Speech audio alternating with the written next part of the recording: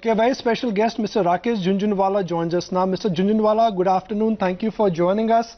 You know, I don't want to start with the markets and economy. First, I want to understand your thoughts as to how should we read this verdict from Indians and what it means for the country and what kind of messaging is this? Well, it means that, we are moving from the old vote bank politics and pseudo-secularism and, casteism to a new mature politics. I don't think we have had any government in history in the last 50 years, I could be wrong, where the party has won in the second term more seats than it has won in the first. So I think it's a historic win and I welcome it as a BJP supporter. Of course, and I keep on reminding our viewers that every time we've interacted with you, you've always made this point that you've been a BJP supporter. I think you was the first one in, last year, August, you said that you expect BJP to win. So full marks to you, sir, for your confidence. But in terms of a mandate, what do you think this mandate is for? Well, this mandate is for growth, for development, and it is for the fulfillment of the aspiration of Indians. I feel.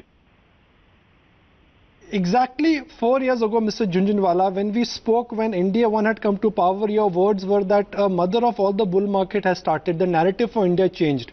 Do you think even though NDA-II has come back to power with more than 2014 seats, this time the market narrative may not change that much? I think the mother of all bull market is still ahead of us. As I mentioned and I keep on mentioning that India is sitting on what is going to be the highest growth India has ever seen. This will happen in the decade of 2020-2000. It may not happen immediately 2019-20, but I am very confident that we are going to see the highest growth that we have ever seen in the next decade. Do you think in terms of an economic performance, NDA-II will do better than NDA-I? Because NDA-I started with a lot of work and the effects would be visible in the next 12 to 18 months now? Well, I think the expectations are very high in NDA-I. I don't think expectations are so high in NDA-II. Second thing I think is this mandate especially will make them do what is right and what is realistic, rather than get into all kind of competitive populism. Okay. I'm very bullish. I think we're going to see good economic policies and we are going to see, I'm hopeful this will help create a far more prosperous India. And the zing in your voice seems to be endorsing your bullishness. So where do you think this government, when I say government, NDA-II will hit the ground running? Which focus area should they be working on? Rural stress or infrastructure? Well, they have to work in all areas. And I think they will hit the ground running, not today, not tomorrow, but from just now. I'm told I read in the newspaper that they've already made a plan for the first 100 days. I think they'll start implementing it in the next week. We'll have the cabinet right before the end of this month. So if earnings recovery have disappointed us so far, do you think they can positively surprise us in the next 5 years now? They will, according to one concern a lot of market men have, or in case general all of us have, is the slowdown. Do you think the slowdown what we've seen in auto or discretionary, that is a temporary one? I think so, it's temporary. And you can't have a slowdown in India for long periods of time. And I think, I'm told already, I was with the head of a large consumer company, May is already better than April for most companies. Okay. My next follow-up question would be, do you think from a market standpoint, markets want continuity in the top cabinet portfolios or markets would prefer a change in the cabinet formation now? Well, let's not comment. Let's look at who becomes what and then we'll comment. The challenge for the government would be that we are staring at a global trade war. What do you think, we can do in order to isolate India from that? I think, it's not a global trade war. It's a geopolitical war between America and Japan. Between America and China. It's India. When two monkeys are fighting, let us make the best of it. So I think it's an opportunity for India.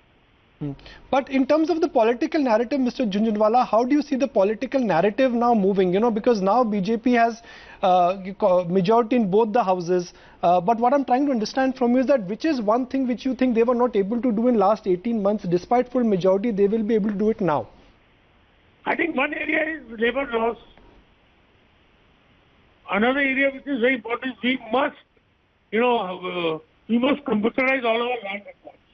I think that should be done on absolute, very fast. Land records, labor laws, maybe some privatization. A lot of global flows have come to India in the last 5 years, but incrementally, given what's happening to growth, do you think flows will incrementally increase dramatically next couple of quarters? I think they will increase dramatically. Which are the markets? I think India is one of the largest markets which is still left. So, in your words, like you always, share with us that if there is a pretty girl, she will find a suitor. So, do you think now the time has come? Absolutely. When we spoke on the same topic 5 years ago, Mr. Jhunjhunwala, your words were that a tsunami of domestic flows will come into Indian markets, and that trend you think will get more and more pronounced because real estate and gold is not going anywhere? I think it will get pronounced regardless of whatever happens to real estate and gold.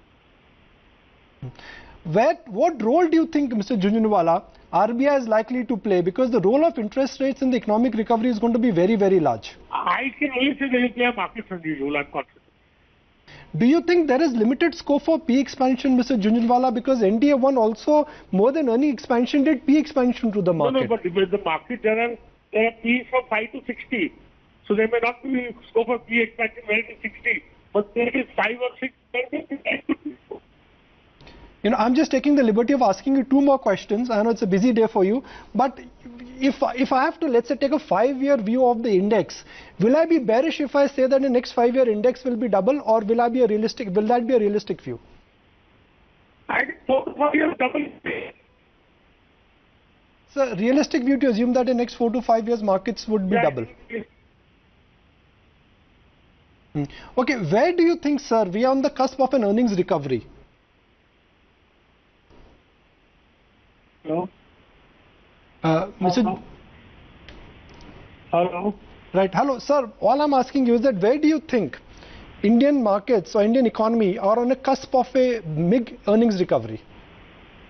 You see that partly different, I think, only next year. Okay.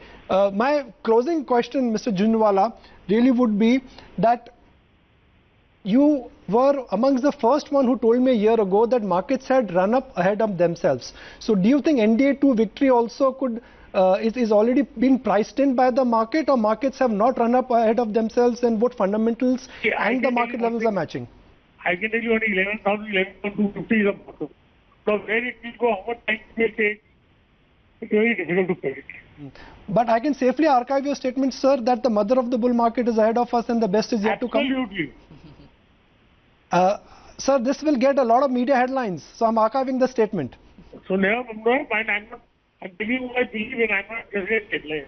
You're sticking in a card and making that commitment. Mr. Jhunjhunwala, appreciate your time and thank you for joining us. Well, it doesn't get bigger than this when Rakesh Jhunjhunwala sticks his net out on Indian television and says that mother of all the bull market lies ahead of us. So that's really the big prediction on ET Now.